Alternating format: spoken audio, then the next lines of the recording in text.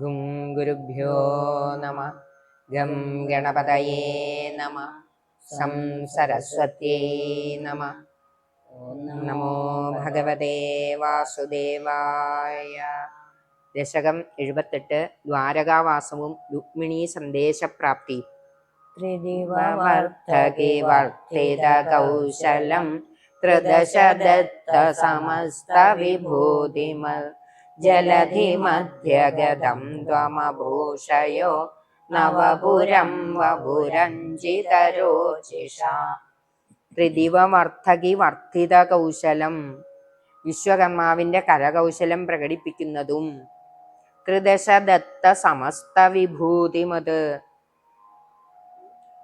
ദേവന്മാർ നൽകിയ എല്ലാവിധ ഐശ്വര്യങ്ങളോടും കൂടിയ ജലധിമധ്യഗതം നവപുരം.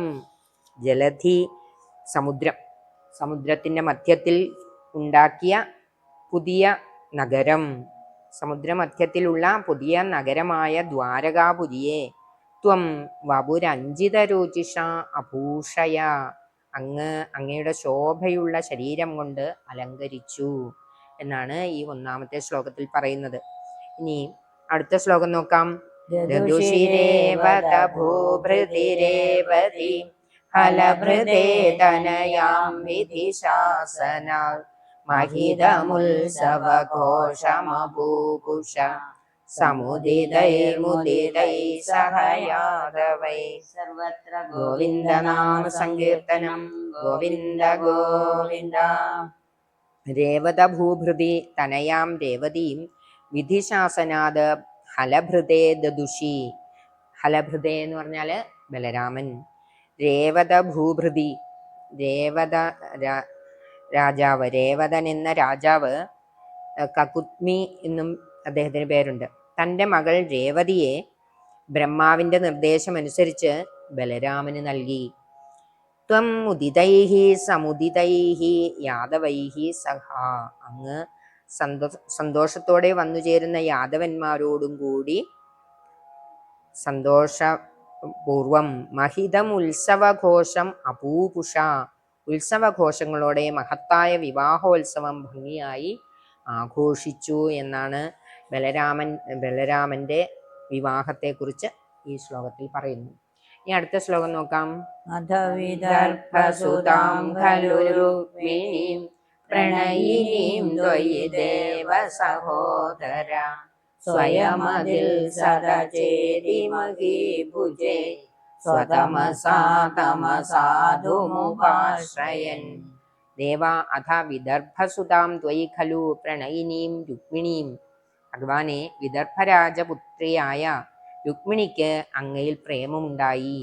സഹോദരഃ ചേതി മഹീഭുജേ സ്വതമസാ അസാധും തം ഉപാശ്രയൻ സ്വയം അതിൽസത. സഹോദരനായ രുക്മി അജ്ഞാനം നിമിത്തം, തമസ എന്ന് പറഞ്ഞത് ഇവിടെ അജ്ഞാനമാണ്, അജ്ഞാനം നിമിത്തം ദുഷ്ടനായ ചേതി രാജാവ്, അതായത് ശിശുപാലന് വിവാഹം ചെയ്തു കൊടുക്കണമെന്ന് സ്വയം തീരുമാനിച്ചു. സ്വയം അതിൽ സദാ, അങ്ങനെ നിശ്ചയിച്ചു. അടുത്ത ശ്ലോകം നോക്കാം.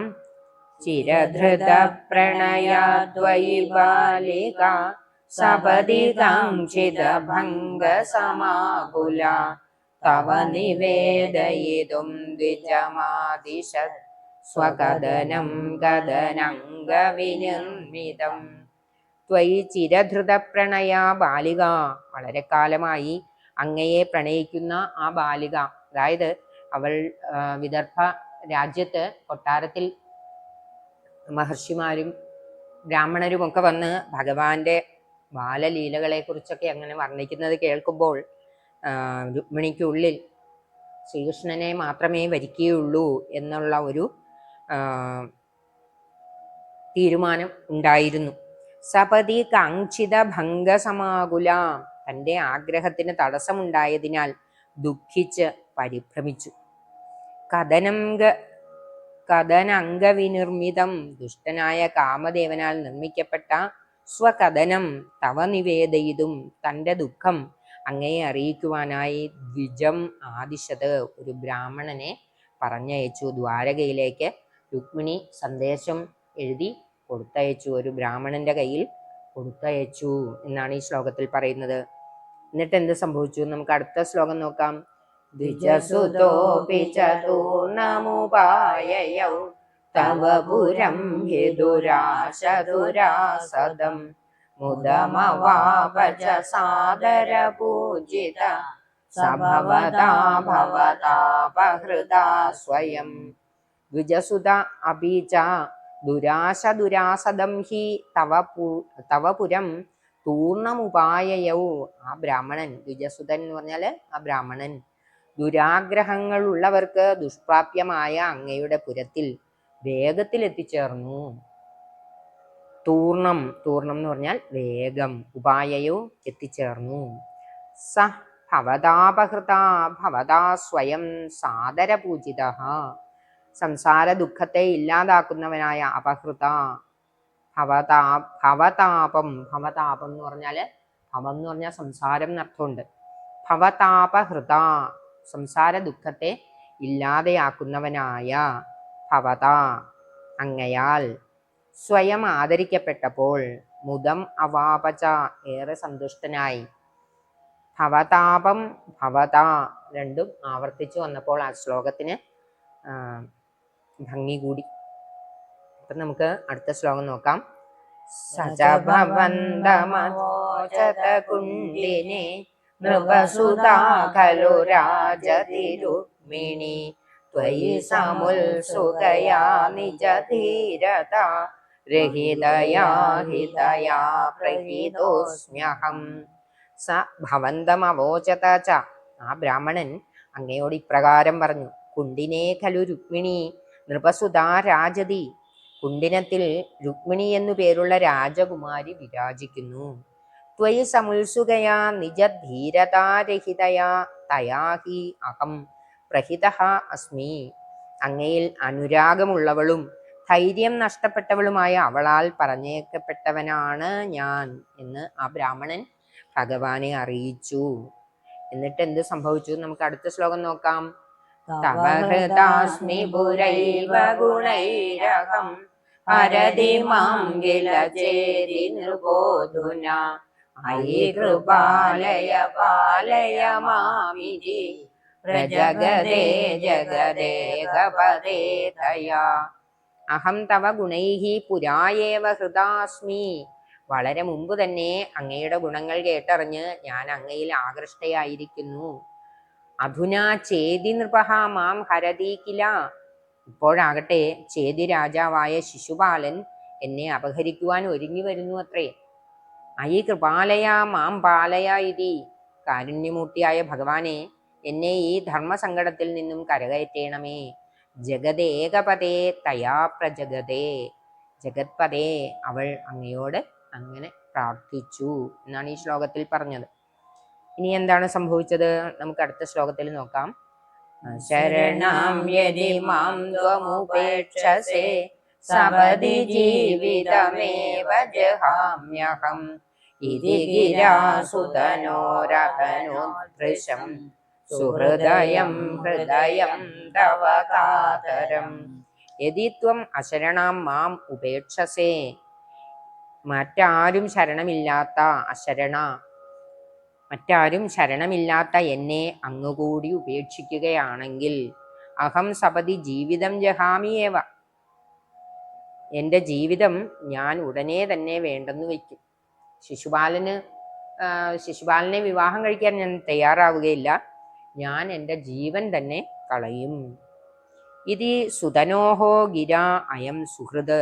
ഇപ്രകാരം ബ്രാഹ്മണൻ വശം പറഞ്ഞയച്ച ആ സുന്ദരിയുടെ വാക്കുകൾ കേട്ടിട്ട് തവ ഹൃദയം ഭൃശം കാതരം അതനോദ്. അങ്ങയുടെ ഹൃദയത്തിൽ അനുകമ്പ ഉണ്ടായി എന്നാണ് ഈ ശ്ലോകത്തിൽ പറയുന്നത്. ഇനി അടുത്ത ശ്ലോകം നോക്കാം. അഗധയസ്ത്വമധൈനമയേ സഖേ തദധികാ മമ മന്മഥ വേദന നൃപസപക്ഷമുപേത്യ ഹരാമ്യഹം തദൈതാം ദയിതാമസി തേക്ഷണാം. അഥാ ത്വം ഏനം അകഥയഃ. പിന്നെ അങ്ങ് ബ്രാഹ്മണനോട് പറഞ്ഞു, അയേ സഖേ മമ തദധികാമന്മഥ വേദന. ഹേ സുഹൃത്തെ, എൻ്റെ മന്മഥവേദന അവൾക്കുള്ളതിലേറെയാണ്, അവൾക്കുള്ളതിനേക്കാൾ ഏറെയാണ്. തത് ഐ അഹമുപേത്യ, അതിനാൽ ഞാൻ അവിടെ വന്ന് നൃപസമക്ഷം അസിതേക്ഷണാം ദയിതാം താം ഹരാമി, രാജാക്കന്മാരെല്ലാം നോക്കി നിൽക്കെ തന്നെ സുന്ദരിയും പ്രിയതമയുമായ രുക്മിണിയെ ഞാൻ അപഹരിക്കുന്നതാണ് എന്ന് ബ്രാഹ്മണനോട് ഭഗവാൻ പറഞ്ഞു. അടുത്ത ശ്ലോകം നോക്കാം. പ്രമുദിതേന ച തേന സമം തദാ രഥഗതോ ലഘുകുണ്ഡിനമേയിവാൻ ഗുരുമരുത്പുരനായകമേ ഭവാൻ വിധനുതാം ധനുതാം നിഖിലാപദാം. ഗുരുമരുത്പുരനായക തഥാ പ്രമുദിതേന തേന ച സമം. ഹേ ഗുരുവായൂരപ്പ, അപ്പോൾ അങ്ങ് സന്തുഷ്ടനായ ആ ബ്രാഹ്മണനോടുകൂടി രഥഗതഃ ലഘുകുണ്ഡിനമേയുവാൻ ഭവാൻ, തേരിൽ കയറി കുണ്ഡിനപുരത്തിൽ എത്തിച്ചേർന്ന അങ്ങ് മേ നിഖിലാപദാം തനുതാം വിതനുതാം, എൻ്റെ എല്ലാ ആപത്തുക്കളെയും ശമിപ്പിക്കണമേ എന്ന് ഈ ശ്ലോകത്തിൽ മേൽപ്പത്തൂർ ഭഗവാനോട് പ്രാർത്ഥിക്കുകയാണ്. സർവത്ര ഗോവിന്ദനാമ സങ്കീർത്തനം, ഗോവിന്ദ ഗോവിന്ദ. കായേന വാചാ മനസേന്ദ്രിയേർവാ ബുദ്ധ്യാത്മനാ വാ പ്രകൃതേ സ്വഭാവാത് കരോമി യദ്യത് സകലം പരസ്മൈ നാരായണായേതി സമർപ്പയാമി. സർവം നാരായണായേതി സമർപ്പയാമി.